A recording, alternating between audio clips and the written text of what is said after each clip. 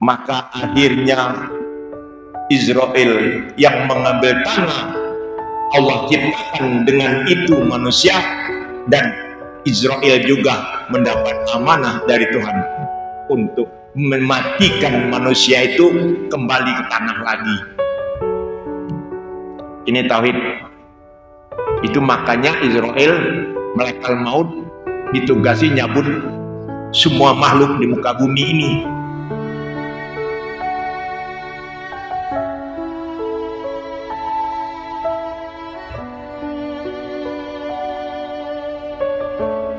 Assalamualaikum warahmatullahi wabarakatuh. Bapak-bapak, saudara-saudara, bahkan ada cucu saya di sini yang ikut. Mudah-mudahan dia mendapatkan ilmu ini lalu diamalkan dalam keremajaannya.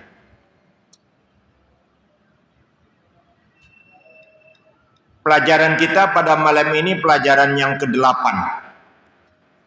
Iradah. Allah bersifat wajib iradah, mustahil karohah. Iradat artinya menghendaki. Lawannya adalah menghalangi. Kalau mau dibikin dua kalimat, tidak menghendaki. Iradat artinya menghendaki, lawannya atau mustahil karoha tidak menghendaki atau menghalangi. Nanti iradat, zat iradat Allah Subhanahu wa taala ini selanjutnya dalam uraian akan kita artikan dengan menentukan. Artinya menentukan, memutuskan, taksis. Iradat ini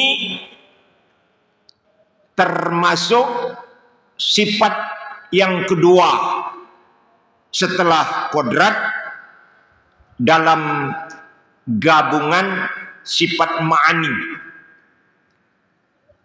Ma'ani itu pemaknaannya kita ambil secara global adalah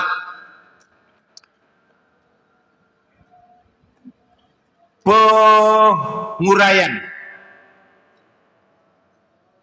yang sejatinya pada sifat-sifat Allah Subhanahu wa taala yang sebelumnya, yaitu sifat wujud, kidam, baqa, mukhalafatul hawadis, qiyamuhu ta'ala binafsihi, wahdaniyat. Wujud termasuk dalam satu-satunya sifat nafsiyah, yaitu sifat yang mengenai zat, sifat dan af'al Allah Subhanahu wa taala. Nafsiyah itulah eksistensi adanya Allah Subhanahu wa taala. Nafsiyah. Kemudian hidam baqa mukhalafatul hawadis, qiyamuhu ta'ala binafsi, wahdaniyat itu adalah sifat salbiyah. Ada 5 sifat.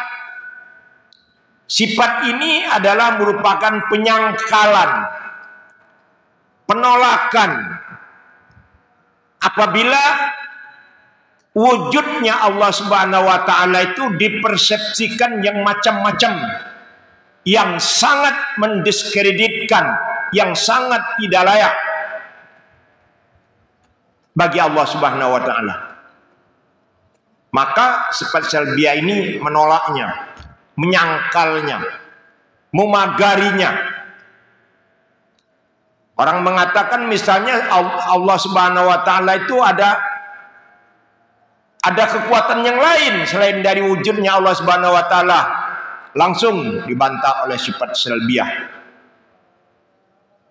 Makanya dalam pembahasan ilmu tauhid ini sifat salbiyah ini penting. Nah, yang ketiga adalah sejak dari kodrat sampai irodat, ilmu, hayat, sama, basor, kalam, ada 7 sifat. Itu sifat ma'ani. Artinya disinilah pemaknaan hakiki tentang sifat Allah Subhanahu wa taala sejak dari wujud, kidam, baqa, mukhalafatul hawadis, qiyamu ta'ala binafsi wahdaniyat. Ini merupakan pembahasan mengenai zat, sifat dan af'al Allah Subhanahu wa taala. Di sini sejatinya. Kita minggu kemarin telah berdiskusi tentang sifat kodrat. Kodrat artinya Allah Maha Kuasa, mustahil ajuz, mustahil lemah, mustahil tidak berdaya, mustahil tidak ngapa-ngapain. Dan kita telah membahas adanya alam semesta ini karena sifat zat kodratnya Allah Subhanahu wa taala. Zat kodrat Allah Subhanahu wa taala yang menciptakan alam semesta ini, kita yakin tidak berkolaborasi. Kita yakin tidak bersekutu dengan kekuatan yang lainnya. Kita yakin hanya Dia sendiri yang menciptakan alam semesta ini. Jika satu saja ada sesuatu kekuatan yang lain yang menandingi Allah Subhanahu wa taala, maka tidak akan tercipta alam ini sekuat ini. Sudah sekian juta tahun di ini. Tidak mungkin. Mengapa? Tarik ulur. Allah maunya begini, pesaing Allah maunya begitu. Lama-lama unjuk kekuatan. Terjadi persaingan yang ketat. Terjadi subversi. Allah misalnya yang Maha Kuasa, yang sedang berkuasa, yang lainnya sebagai rival akan mengadakan agresi, akan melakukan subversi untuk menurunkan dia yang naik. Dan ini dibantah oleh sifat salbiyah. Tarik menarik begitu terjadi peperangan, tidak tercipta alam ini. Mana mungkin Tuhan bisa berbicara secepat itu kalau ada kekuatan lain.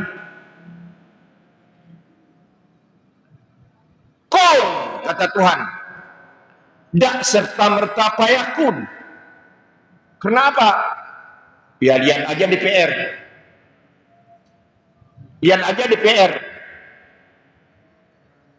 Ada komisi anu, ada komisi anu, ada komisi anu.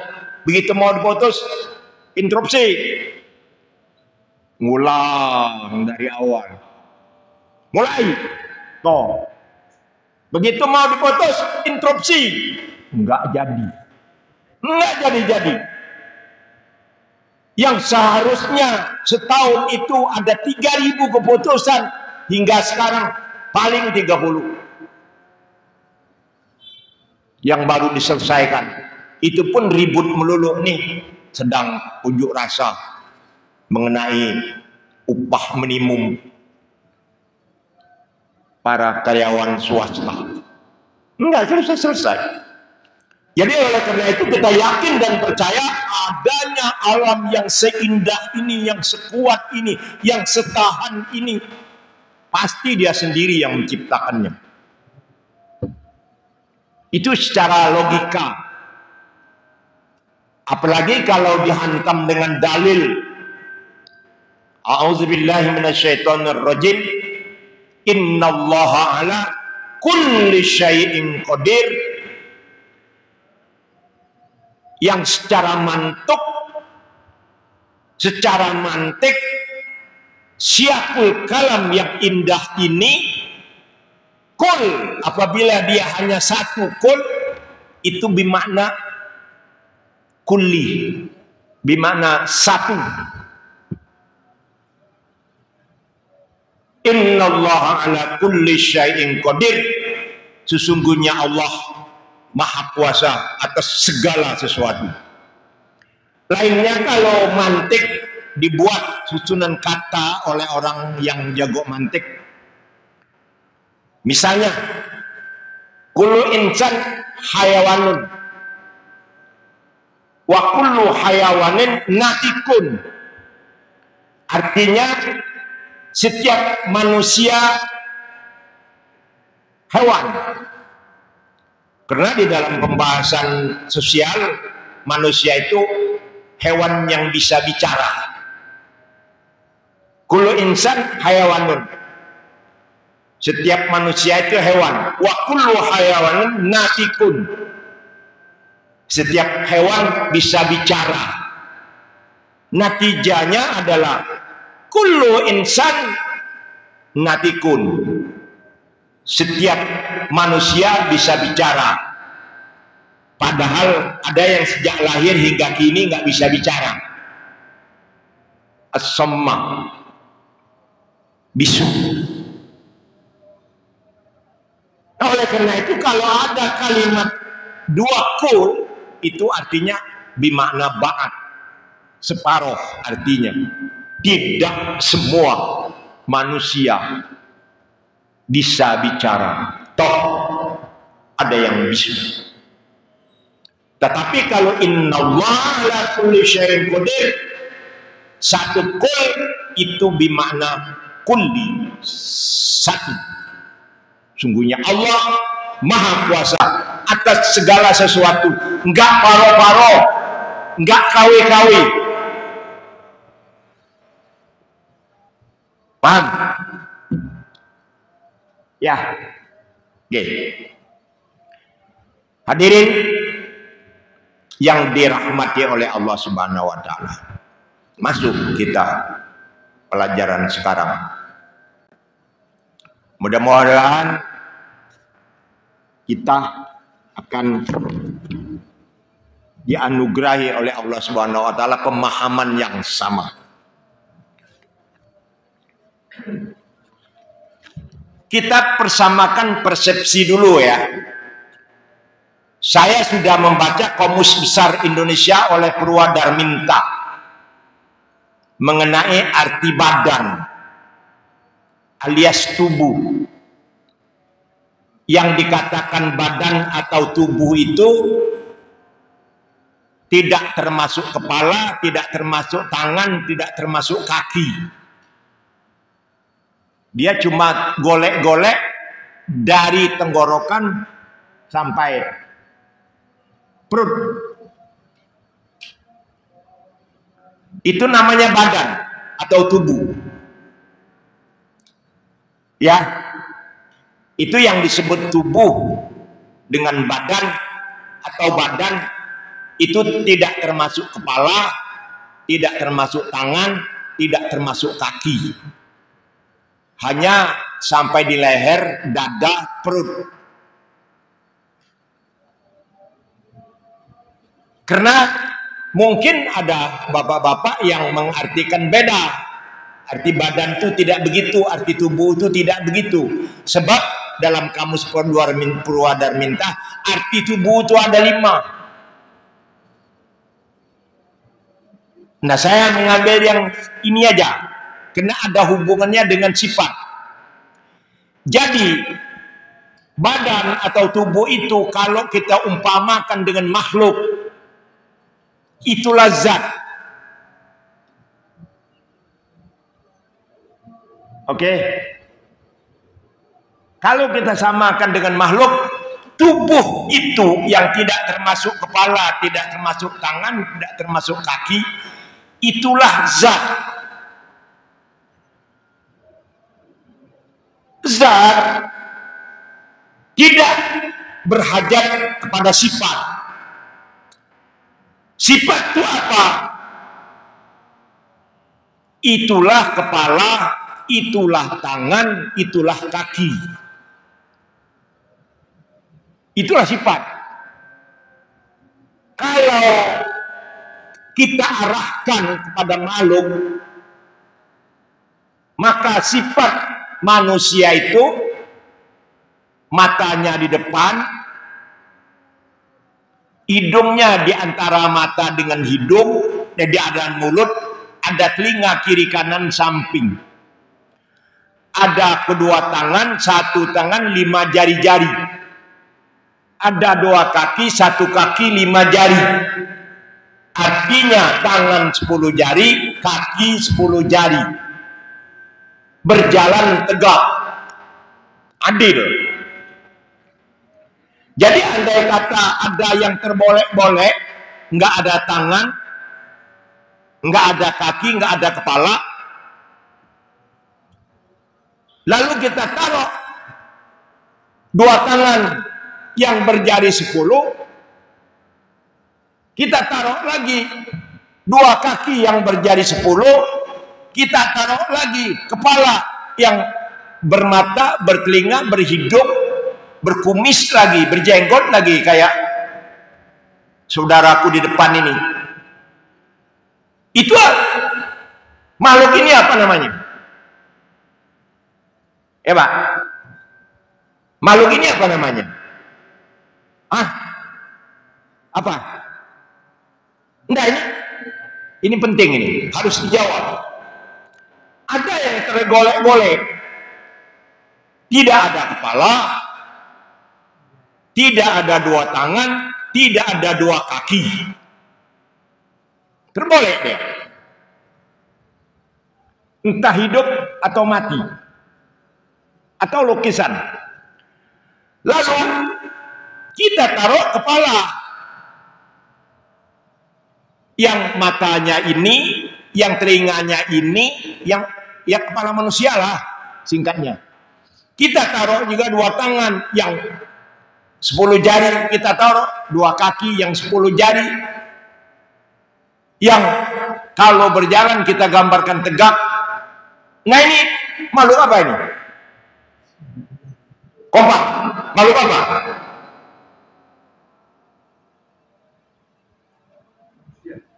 Iya. Ini zat dan sifat manusia. Ada keboleh-boleh lagi. Nggak ada kepala, nggak ada yang lain-lain. Kita taruh kepalanya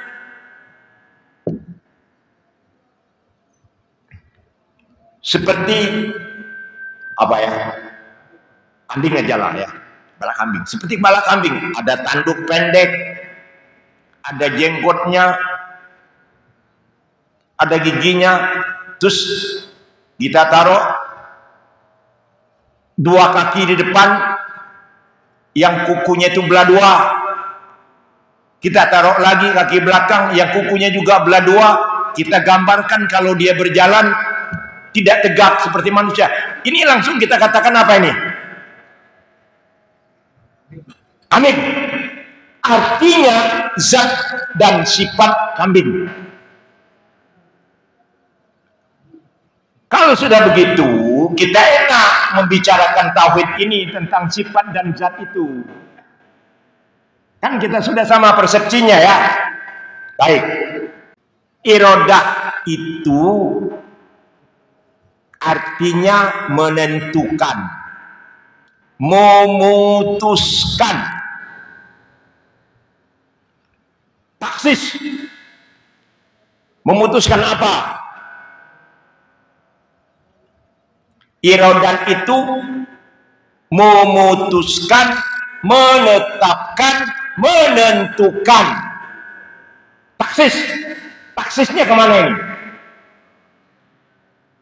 Allah menentukan, memutuskan, menetapkan akan menciptakan Nabi Adam. Jadi zat dan iradat Allah Subhanahu wa taala fi suluhil qadim, pada waktu azal dia sudah ingin menciptakan Adam yang sejarahnya panjang. Dari tanah, seluruh tanah yang ada di bumi raya ini, pertama menyuruh malaikat Jibril, lalu bumi protes, minta pelindungan, akhirnya nggak jadi. Jibril balik menghadap Tuhan, kenapa nggak kau bawa tanah? Bumi protes, dia minta pelindungan kepada saya, akhirnya saya lindungin katanya. Terus nyuruh Mikail juga balik tangan kosong, minta pelindungan, tanah dilindungin oleh tanah di itu Mikail. Minta Israfil juga, disuruh oleh Tuhan lagi, Israfil juga pulang dengan tangan kosong. Akhirnya menyuruh Israel. Israel juga berhadap dengan tanah, macam-macam tanah protes, tak peduli. Saya demi perintah Allah, saya akan diambilnya tanah itu. Maka akhirnya Israel yang mengambil tanah, Allah ciptakan dengan itu manusia, dan Israel juga mendapat amanah dari Tuhan untuk mematikan manusia itu kembali ke tanah lagi. Ini tauhid. Itu makanya Israel, malaikat maut, ditugasi nyabut semua makhluk di muka bumi ini. Karena dia makhluk itu berasal dari tanah, akhirnya malaikat maut juga ditugaskan oleh Tuhan mengambil nyawa. Begitu manusia itu mati, dikembalikan ke tanah lagi, jadi tanah lagi dia. Itu sejarah mengapa Israel dengan berat hati bertugas mencabut nyawa manusia. Begitu Allah dengan zat dan iradatnya memutuskan, menetapkan, taksis, menentukan akan menciptakan Nabi Adam. Kun, kata Tuhan. Lalu berbicaralah zat dan iradat takdir. Fayakun, jadilah dia. Jadi sifat iradat itu kalau mau kita katakan wacana, oke, wacana. Hanya merupakan keputusan yang menentukan. Tapi jadilah dia Adam yang turun-temurun hingga sekarang, itu adalah kerja zat kudrat Allah Subhanahu wa taala. Ada batas antara iradat dengan kudrat itu. Iradat tidak dapat kita lihat, tapi kalau kudrat bekasnya dapat kita lihat. Dalilnya firman Allah Subhanahu wa taala berbunyi, A'udzubillahi minasyaitonir rajim. Bismillahirrahmanirrahim. Dalam surat Al-Anfal ayat 40, Innama qauluna li syai'in idza aradnahu an taqula lahu kun fayakun. Apabila kami mengatakan kepada sesuatu, menghendaki akan kejadian sesuatu, kami hanya akan mengatakan kun. Cukup payakun, maka jadilah ia. Jadi idza aradnahu itu irodat. Kita nggak lihat apa yang direncanakan oleh Allah Subhanahu wa taala itu, apa yang diputuskan oleh Allah Subhanahu wa taala itu, apa yang ditentukan oleh Allah Subhanahu wa taala itu, kita nggak tahu. Tapi begitu kudrat Allah, zat kudrat Allah Subhanahu wa taala bekerja, jadilah dia Adam yang bergerak, bernapas, bersin, mengucap alhamdulillah, sampai ke anak keturunannya sekarang ini. Itulah bekas kodrat. Jadi kodrat itu memberi bekas. Sekarang kodrat dan irodat Allah Subhanahu wa taala ini kita pinjam, kita terapkan dalam realitas kehidupan kita sehari-hari. A dan B. A bujang, B gadis. Kerja sekantor. Tempat tinggal juga sama-sama di Taman Kedaung. Umur sebaya. Sekupu lagi. Sama-sama pintar. Jadi A dan B yang sekantor ini, yang sama-sama tinggal di Taman Kedaung ini, ayo kita prediksi. Mereka kawin nggak? Ini kehidupan nyata sehari-hari. Kita duga, kira-kira kawin nggak A dan B ini? Tuhan merencanakan orang ini akan kawin. Tapi kita nggak tahu. Tapi zat kudrat irodat Allah, zat kudrat Allah Subhanahu wa taala mengatakan undangan menyebar ke kita. Penghulunya siap, segala macam siap, kawin di Masjid Nurul Huda. Kawin, itu bekas kudrat. Tadi Tuhan merencanakan lewat irodatnya, kudrat Allah, zatnya menentukan. Kira-kira kalau orang ini kawin dapat anak nggak? Berapa anaknya? Nggak tahu. Nyatanya sampai sekarang nggak punya anak. Ba'ati fi suluhil qadim. Kekuatan Allah pada azal sudah menentukan orang ini nggak dapat anak.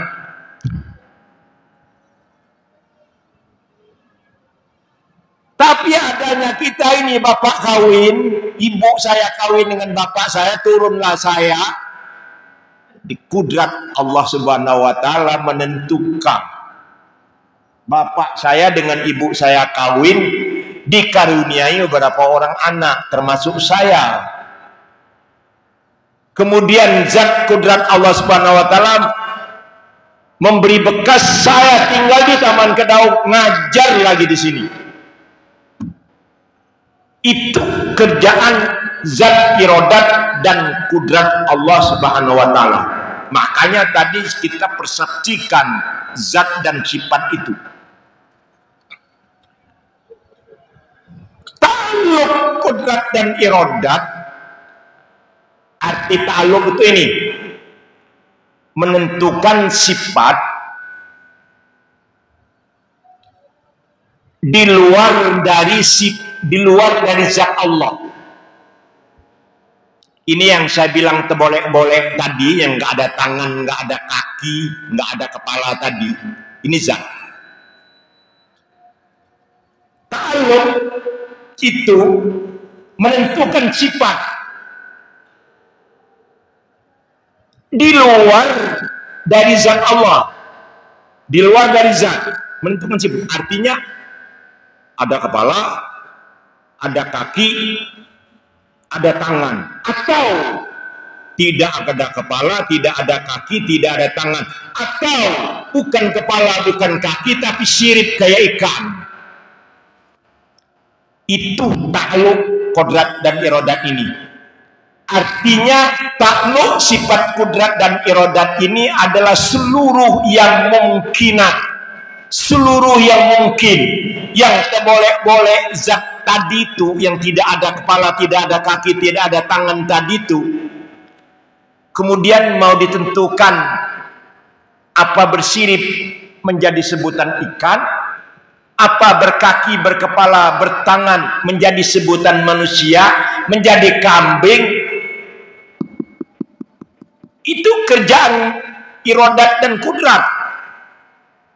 Menjadi manusia kerjaan irodat dan kudrat, menjadi kambing. Makanya kita harus sepakat tadi pengertian zat dan kudrat itu. Tapi boleh-boleh badannya, tubuhnya tiba-tiba bergerak, ini benih lah gede di dalam air. Kok kepalanya kayak labi-labi, kaki tangannya kayak labi-labi, jadilah dia labi-labi. Dan lagi zat yang terboleh-boleh, yang nggak ada kepala, nggak ada tangan, nggak ada kaki tadi, mungkin jadi apa ini ya?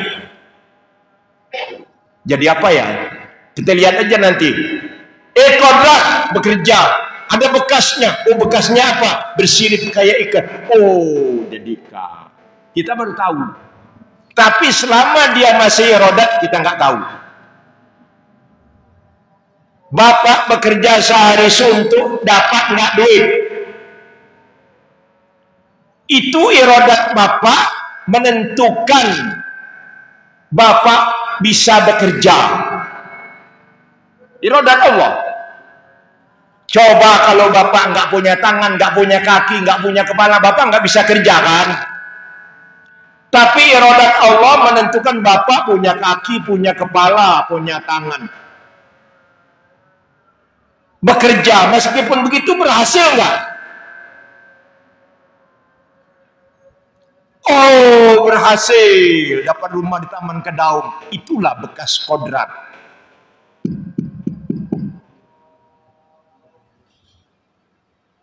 Itulah bekas kodrat, Pak Ali. Kita duduk bersama di sini, diskusi bersama ini di masjid ini, inilah bekas kodrat. Kalau Bapak sudah paham itu, Bapak tidak sesat. Bapak tidak akan sombong. Bapak banyak bersyukur. Bapak banyak sedekah. Bapak nanti begitu habis puasa bulan Ramadan 30 hari minta supaya ditambah. Saking gemar ingin berbuat kebajikan. Karena ngerti. Kalau nggak ngerti sehari pun nggak mau puasa. Ngapain? Nggak nyambung irodat dengan kodrat. Apa? Ada pepatah orang, jika sembung bawa golok ya. Nggak nyambung. Iya. Jadi jangan kita berbangga-bangga mentang-mentang kita punya modal banyak, untung setahunnya triliunan, mengatakan ini bukan kerja keras saya, lalu menghina orang yang mengemis-ngemis. Kalau kamu mengemis begini bagaimana kamu kaya? Oh, sombongnya bukan main. Padahal itu takdir Allah loh, dia jadi pengemis itu. Padahal itu irodat Allah loh, dia jadi kaya itu. Saya mau jadi anak Raja Salman di Saudi Arabia, mau saya. Tapi kodratnya saya lahir di Palembang. Boro-boro jadi putra mahkota. Jadi RT pun enggak. Iya Pak. Ini irodat dan kodrat harus kita pahami. Jangan sombong. Demikian, tidak ada pertanyaan karena waktu sudah habis. Subhanaka wa bihamdika asyhadu an la ilaha illa anta astaghfiruka wa atubu ilaik. Suara saya keras dalam penyampaian, memang tabiat saya Saya orang hidup di pesisir, suaranya keras melulu. Saya minta maaf kalau ada yang tersinggung, kalau ada yang bengal. Wallahul muwaffiq ila aqwamit thoriq. Man ittamanal huda. Wassalamualaikum warahmatullahi wabarakatuh.